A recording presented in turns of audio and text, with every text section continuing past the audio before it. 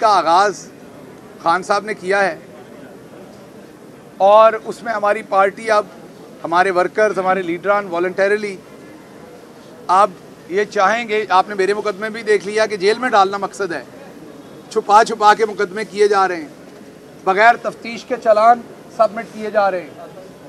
तो आप खुद देख लीजिए कि एक अदालत में चालान जमा करा दिया, जबकि मैं उसी सूबे की हाई कोर्ट में एक FIR जो मुझे पता है उसकी क्वैशमेंट में जाके उसको क्वैश करवा चुका हूँ।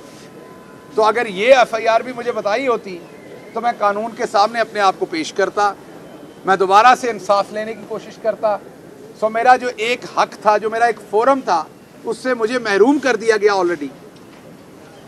तो बुनियादी तौर पर मकसद ये, तो मेरे कायद ने ये सोचा है कि उस मकसद को हम खुद ही पूरा कर देते हैं। दूसरी बात, कल मरियम औरंगज़ेब साहबा का बयान मेरी नज़र से गुजरा। उन्होंने कहा कि जेल भरो तहरीक नहीं, डूब मरो तहरीक आपको चलानी चाहिए। मुझे बड़ी तकलीफ़ हुई क्योंकि मुझे अपनी पार्टी से उस तरह का तवाना जवाब वापस नज़र नहीं आया। मेरी मुसीबत यह है कि एक तो आप लोग मुझे चलाते नहीं हैं टीवी पे, मेरे पे पाबंदी है, मुझे ब्लैकआउट किया हुआ है, और दूसरा ये कि मैं इतने सारे केसों में उलझा हुआ हूँ कि 2 दर्जन के करीब केसेस हैं कि उन्हीं में वकला को मिलते हुए, अपने मामलात इस शहर से उस शहर में सफ़र करते हुए वक्त नहीं लगता। तो अब मुझे समझ आ रही है कि मुझे क्यों उलझाया गया है, मुझे इतने केसेस में क्यों उलझाया गया, मैं ही इतना बड़ा गब्बर सिंह मुझे क्यों बना दिया गया है। और उसकी वजह यह है ताकि इमरान खान का दिफा ना हो सके, पाकिस्तान तहरीक इंसाफ का उस तरीके से दिफा ना हो सके। मसलन कल जब मैंने वो स्टेटमेंट देखी तो मुझे बहुत अफसोस भी हुआ, दुख भी हुआ। वो वाली बाजी जो है इंतहाई बदतमीज़ हैं, ये सबको पता है, नई बात नहीं है। और लेकिन कम से कम उन्हें यहाँ से जवाब वापस जाता था, जिस ज़ुबान में बोलती थी उसी ज़ुबान में जवाब वापस जाता था। हाँ, ये ज़रूर है कि हम मरियम बाजी के, बड़ी वाली मरियम बाजी की बात कर रहे हैं। अब वो ये गुस्सा ना कर जाए मैंने उन्हें बड़ी वाली कह दिया, थोड़ी सी बड़ी, मतलब 19, 22, 23 साल वाली बड़ी बाजी, क्योंकि उनकी हरकतें ऐसी हैं जैसे अभी भी वो छोटी बच्ची हैं। वो लोगों के कुर्ब पे हंसती हैं। शेख रशीद साहब को धक्का क्या लग गया, वो आगे गिरे, एक 75 साल के बुज़ुर्ग, और उन्होंने अपने आप को संभालने के लिए ज़रा तवक्कुफ़ लिया तो बीबी हंसती नहीं।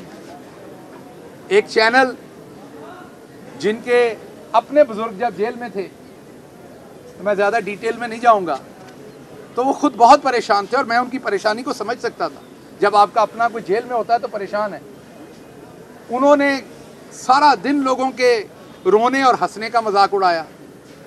मैं अपने सांस के लिए मास्क मांग रहा था, मेरे मास्क मांगने को भी रोना कह दिया गया।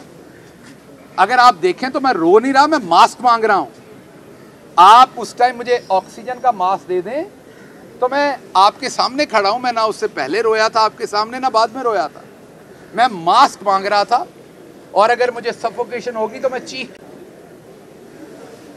उस दिन मुझे जब अदालत लाया गया था तो मुझे नहीं पता किस चीज़ का मुझे इंजेक्शन दिया गया था कि मैं अपनी प्रॉपर होश में भी नहीं था, ताकि मैं अदालत में कोई बयान ना दे सकूं, ताकि मैं अदालत में बोल ना सकूं।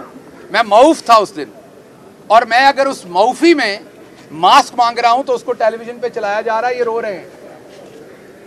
तो हजूर, मैं उस टेलीविज़न से भी रिक्वेस्ट करूंगा और मैं बाकी दोस्तों से भी रिक्वेस्ट करूंगा कि जैसी जेल में बाजी को रखा गया है वैसी जेल में तो इधर से हमारे ये आधे कैमरामैन जाने को तैयार होंगे, इनको भी छुट्टियों पे भेज दें उस रेस्ट हाउस में, सहाला वाले में।